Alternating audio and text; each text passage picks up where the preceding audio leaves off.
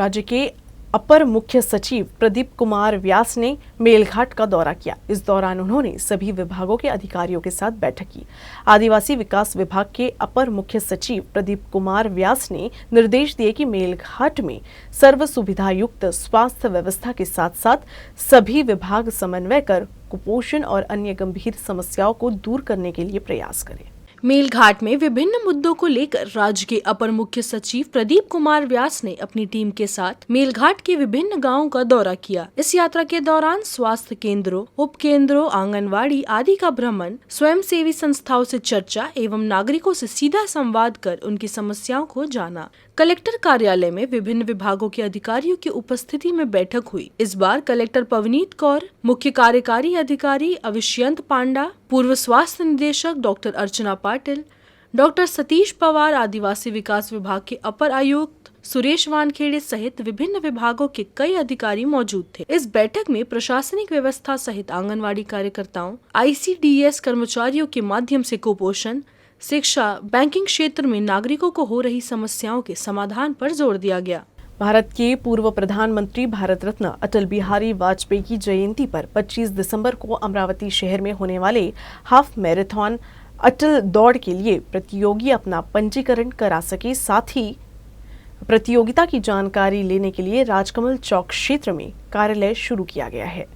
भारत के पूर्व प्रधानमंत्री भारत रत्न अटल बिहारी वाजपेयी की जयंती पर 25 दिसंबर को अमरावती शहर में हाफ मैराथन का आयोजन किया गया है। भाजपा की ओर से राजकमल चौक क्षेत्र में प्रचार कार्यालय का उद्घाटन किया गया है ताकि प्रतियोगिता इस हाफ मैराथन अटल दौड़ प्रतियोगिता में अपना नाम दर्ज करा सकें और प्रतियोगिता की जानकारी भी प्राप्त कर सकें। इस कार्यालय के उद्घाटन के मौके पर लक्ष्मीकांत खंडागले, तुषार भारतीय, विधायक डॉक्टर रंजीत पाटिल, शहर अध्यक्ष किरण पातुरकर समेत भाजपा के पदाधिकारी व कार्यकर्ता मौजूद रहे। हाल ही में गोवा में आयोजित हाफ आयरन मैन प्रतियोगिता में शामिल अतुल कलामकर ने इस अटल दौड़ प्रतियोगिता के लिए अपना पहला आवेदन दिया। प्रतियोगिता में भाग लेने वालों को शॉल, श्रीफल एवं पुष्पगुच्छ देकर सम्मानित किया गया तथा इच्छुक प्रतियोगियों को प्रवेश पत्र प्रदान किए गए।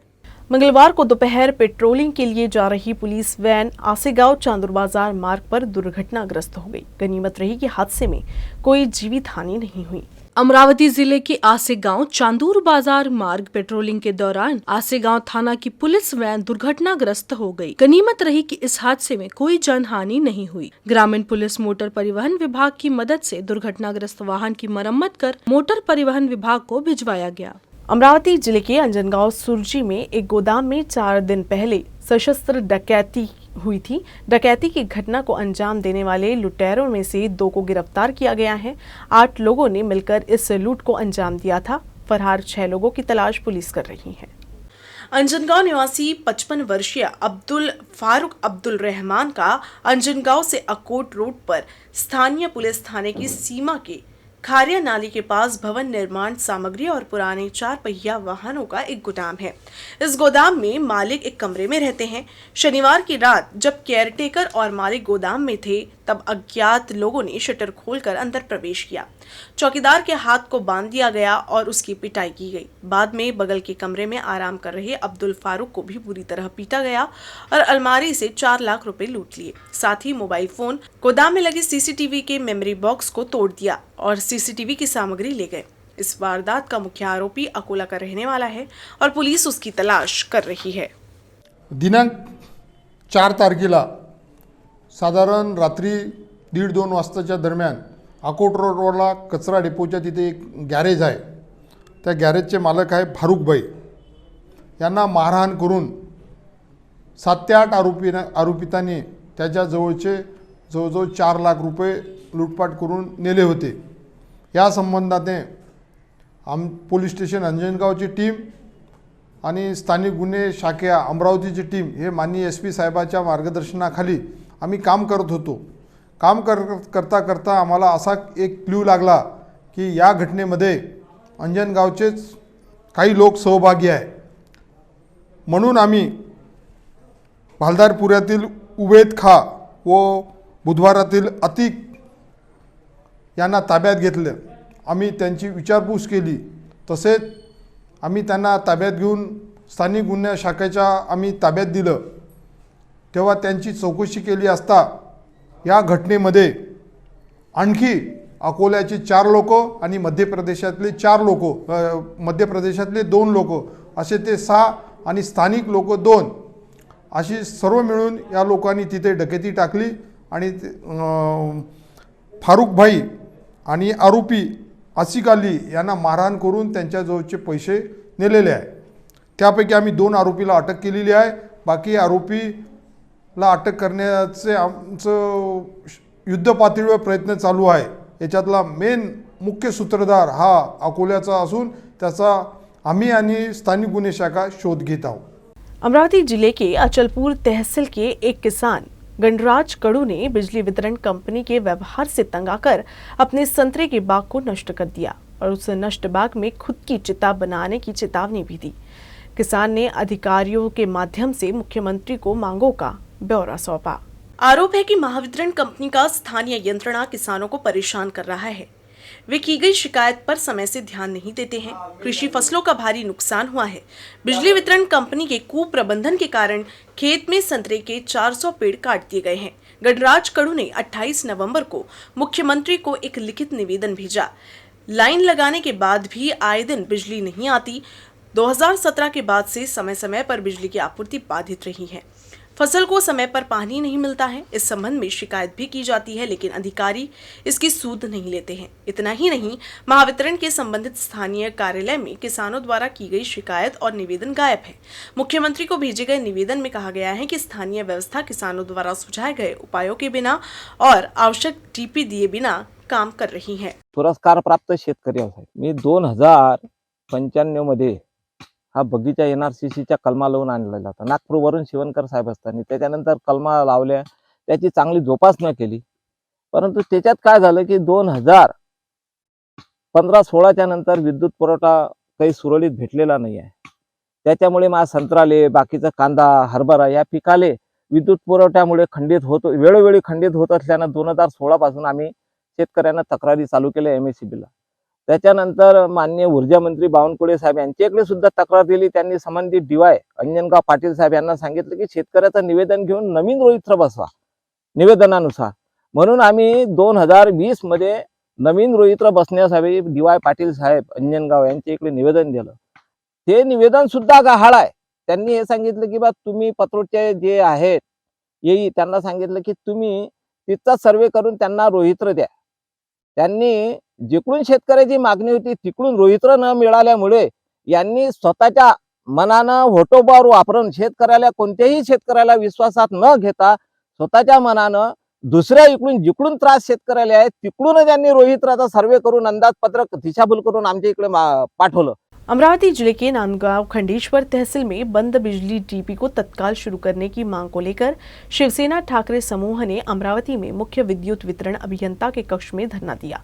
युवा सेना के अधिकारी ने इलेक्ट्रिकल इंजीनियर के सामने फांसी लगाने की कोशिश की, जिससे हड़कंप मच गया.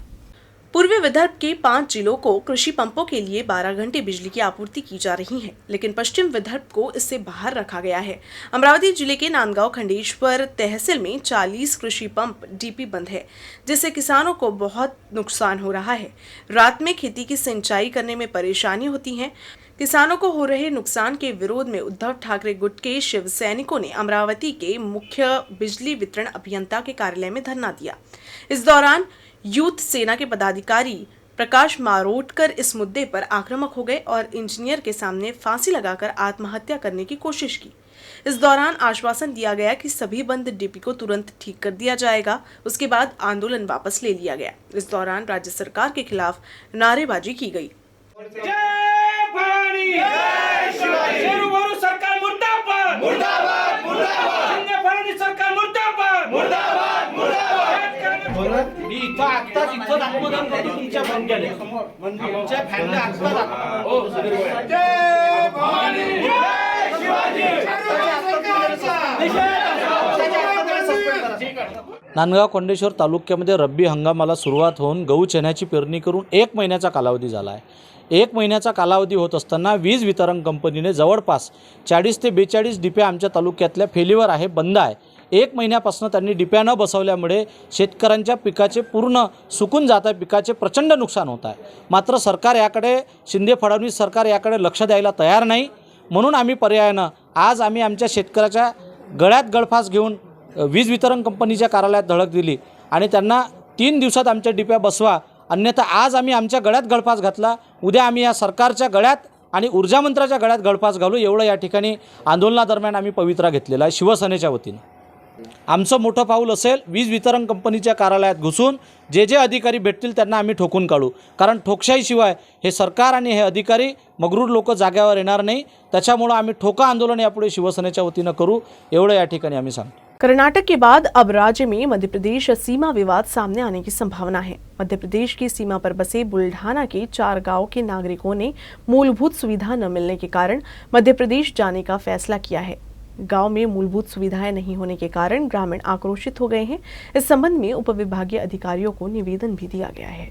कर्नाटक सीमा पर बसे सांगली जिले के ग्रामीणों ने बुनियादी सुविधाओं की कमी के कारण कर्नाटक में शामिल होने की मांग की, तो वहीं बुल्ढाना जिले के जलगांव जामोद तहसील के मध्य प्रदेश की सीमा पर बसे भिंगारा, चालीस टापरी, गोमाल 1 और गोमाल 2 इन 4 गांवों के नागरिकों ने एक निवेदन के माध्यम से मांग की है कि उन्हें बुल्ढाना जिला प्रशासन और जलगांव जामोद तहसील प्रशासन मूलभूत सुविधाएं प्रदान करने में असमर्थ है, इसलिए उन्हें मध्य प्रदेश में शामिल किया जाए। ग्रामीणों के इस निर्णय से बुल्ढाना जिला प्रशासन में हड़कंप मच गया है। आमच्या गावात स्वतंत्र होऊन 75 वर्ष झाल्यानंतरही आजही आमच्या गावात लाईन नाही, रोड नाही, पाण्याची सुविधा नाही, दवाखाना नाही आणि आमच्या मध्य प्रदेश 1 किलोमीटरवर असताना त्यांना रोड, लाईन, चांगले रस्ते, सगळं सुविधा, मूलभूत सुविधा त्यांना पुरवल्या गेल्या. पण आजही आमच्या भिंगारा येथे, भिंगारा, चाष्टापरी, गोमाल हे तिन्ही गावांमध्ये आजही लाईन, रोड म्हणजे मूलभूत सुविधा काहीच नाही. म्हणून सरकारने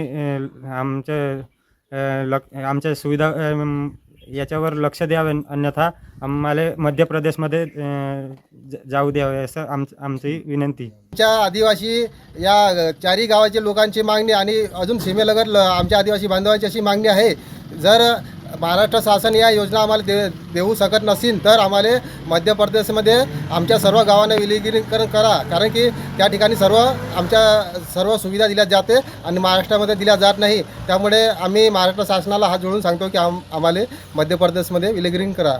एक तरफ जहां महाराष्ट्र कर्नाटक सीमा विवाद चल रहा है, वहीं बुल्ढाना के 4 गांवों को मध्य प्रदेश में विलय की मांग ने प्रशासन की चिंता बढ़ा दी है। मंगलवार को निवेदन देकर चारों गांवों के ग्रामीणों ने राज्य सरकार और बुल्ढाना जिला प्रशासन के खिलाफ नारेबाजी की।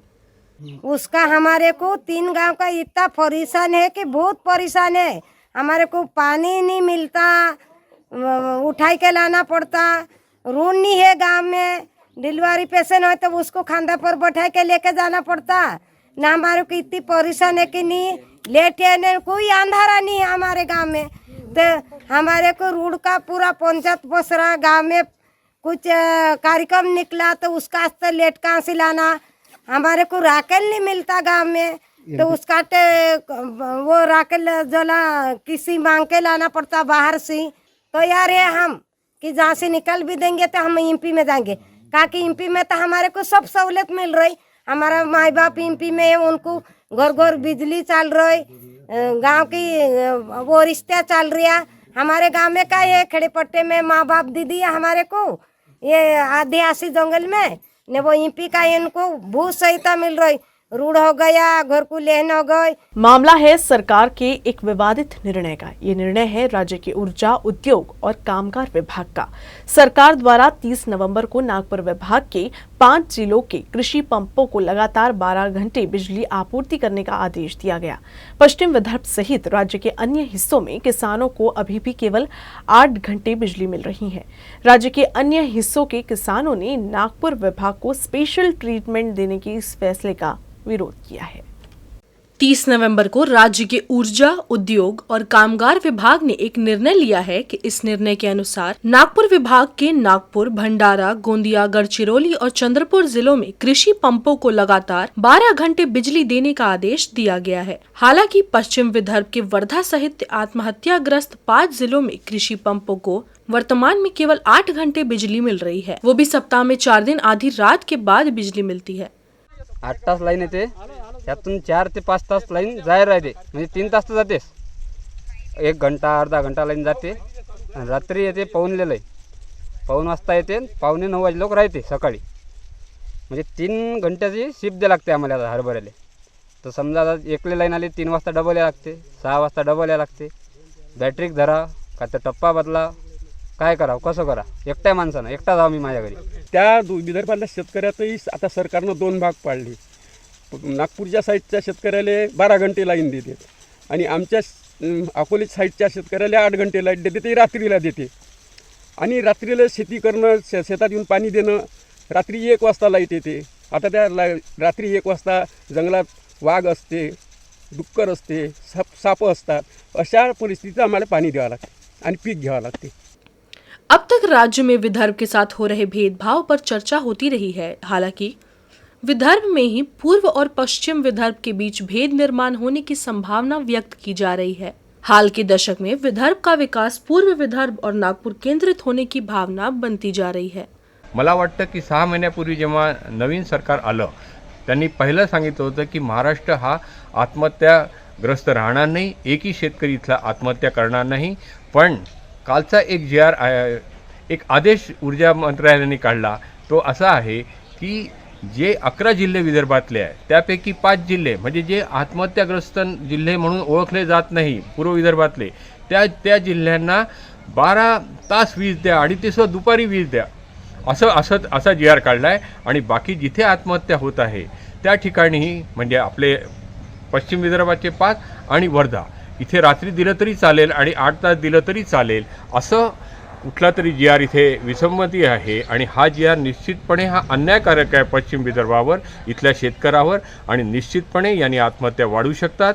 आणि हे तर कुठेच मला पटलं नाही की बा त्यांना दुपारी तर आपल्याला रात्री का, त्यांना 12 तास का आणि आपल्याला 8 तास का। तर मला वाटतं ही विसंगती शासनाने निश्चितपणे दूर केली पाहिजे। अब शिवसेना के ठाकरे गुट ने सरकार को इस मुद्दे पर विरोध प्रदर्शन करने की चेतावनी दी है। संभावना है कि आगामी शीतकालीन सत्र में जिले के विपक्षी दल के विधायक इस मुद्दे को लेकर सरकार को घेरेंगे। 3-4 दिवसापूर्वी एक शासन निर्णय काढला। ऊर्जा मंत्री आपले देवेंद्रजी फडणवीस साहेब आहेत। पूर्व विदर्भासाठी आणि पश्चिम विदर्भासाठी जो भेदभाव निर्माण करण्यात आला, पूर्व विदर्भासाठी 12 तास शेतकऱ्यांना जे त्यांनी वीज पुरवठा दिला, आमचं असं म्हणणं नाही की पूर्व विदर्भाला तुम्ही 12 तास का देता, आमचं तर म्हणणं आहे तुम्ही 15 तास द्यायला पाहिजे। परंतु पश्चिम विदर्भासाठी आणि वर्धा जिल्ह्यासाठी का भेदभाव? त्या परिपत्रकामध्ये मी वाचलं की पूर्व विदर्भातल्या शेतकऱ्यांना रात्री शेतामध्ये वन प्राण्यांचा त्रास होतो। अकोला जिल्ह्यामध्ये तर माझा पातूर तालुका डोंगरी भाग आहे, अकोट तालुका सुद्धा डोंगरी भाग आहे। डोंगरी भाग असल्यामुळे वन प्राण्यांचा शेतकऱ्यांना खूप सामना करावा लागतो। परंतु हा जो भेदभाव केला, पश्चिम विदर्भासाठी शेतकऱ्यांना रातच्या टाईमला वीज पुरवठा, तो भी फक्त 8 तास, हा जो भेदभाव केला, हा चुकीच्या पद्धतीनं शासनानं हा जो भेदभाव केला, हा शासनानं हे परिपत्रक दुरुस्त करावे व पश्चिम विदर्भातल्या शेतकऱ्यांना सुद्धा दिवसाला 12 तास लाईन द्यावी, ही आमची मागणी राहील। हाल के दशकों में देश और प्रदेश की राजनीति में नागपुर का प्रभाव बढ़ता जा रहा है। नागपुर के साथ साथ पूर्वी विदर्भ के तेजी से विकास का यही कारण है, तो वहीं पश्चिम विदर्भ यानी अमरावती विभाग का विकास कछुआ गति से हो रहा है। Sanjay Chakranarayan, UCN news, Akola. बुल्ढाना जिले के 1206 गांवों का ड्रोन सर्वे पूरा हो चुका है। इन गांवों को अब संपत्ति के डिजिटल और सटीक नक्शे प्राप्त होंगे, जिससे आपसी विवाद सुलझाने में मदद मिलेगी। भारत सर्वेक्षण विभाग एवं जमाबंदी आयुक्त कार्यालय की ओर से ग्राम आय सर्वेक्षण एवं डिजिटल मैपिंग कराने का अभियान चलाया गया है।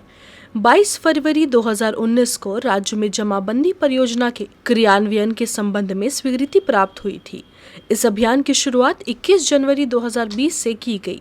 जिले के 1492 राजस्व गांवों में से 1206 गांवों का ड्रोन सर्वे पूरा हो चुका है, जिससे कृषि भूमि के साथ साथ निजी भूमि भी सटीक मापी जा सकेगी। गांव की रिकॉर्ड को अपडेट करने से संपत्तियों में और स्पष्टता आएगी। 2009 से अमरावती जिले के मोर्शी ओपन जेल में सजा काट रहे पैरोल से फरार आरोपी शेषराव वानखेड़े को 6 दिसंबर को बोथा जंगल से खामगांव ग्रामीण पुलिस ने गिरफ्तार कर लिया है। बुल्ढाना तहसील के देवहारी के आरोपी शेषराव वानखेड़े 1 साल पहले पैरोल लीव पर छूटा था। उसके बाद से ही वो फरार हो गया है। आरोपी के खामगांव के बोथा जंगल में होने की सूचना मिलने पर खामगांव पुलिस ने जाल बिछाकर आरोपी को गिरफ्तार कर लिया। पैरोल से फरार होने के कारण आरोपी के खिलाफ धारा 224 के तहत मामला दर्ज कर लिया गया। न्यूज रूम से बस इतना ही। खबरों का सिलसिला यूं ही चलता रहेगा। आप देखते रहिएगा UCN न्यूज अमरावती।